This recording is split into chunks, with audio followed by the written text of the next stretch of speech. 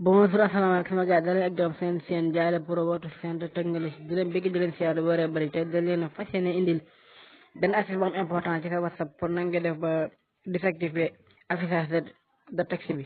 ba nga xam ne képp ku la envoyé message kenn mën a xam ku la envoyé message ak lu la envoyé nga xam ne message bu wàccee nii dala defar nombre de message lay defar mais du la afficher lan lañ la envoyé ak ki la ko envoyé privé la koy def ba nga xam ne kenn du ko mën a gis fekk dugg ci WhatsApp doo xam ne la envoyé ak ku la ko envoyé ba nga xam ne am ñoo xam ne ñoo dañ ko dañuy yor sa téléphone ñu envoyé ci message WhatsApp mu wàcc ñu aaji réseau bi di xool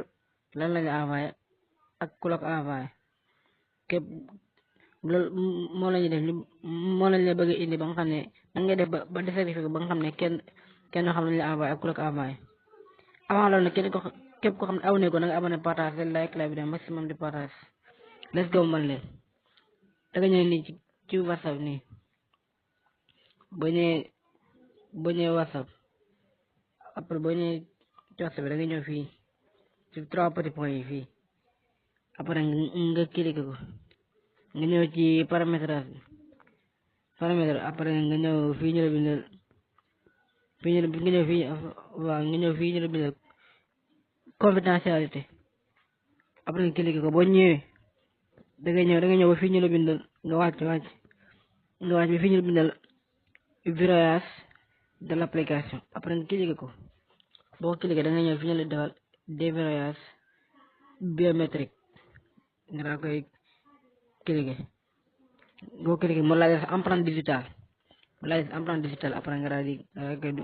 daa koy dugal boo ko dugal da nga koy ñëw nga indi ko immédiatement après boo ñëwee fii nii fi mu ne dala bind apprécier dans les notifications affiche expéditeur fii nii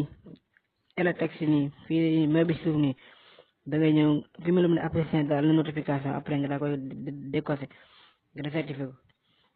boo ko désactivé rek après képp ko la xam ne envoyé na message bu wàccee da koy defar nombre de message ak ñaata ak nombre de message la koy defar mais kenn xam ku la envoyé message kenn xam lu mu envoyé privé la kon loolu la ñu indi loon di leen wax dégg daje ci yeneen vidéo dina ñaan ngeen abonné like partager jàmm ci yéen ci yeneen vidéo merci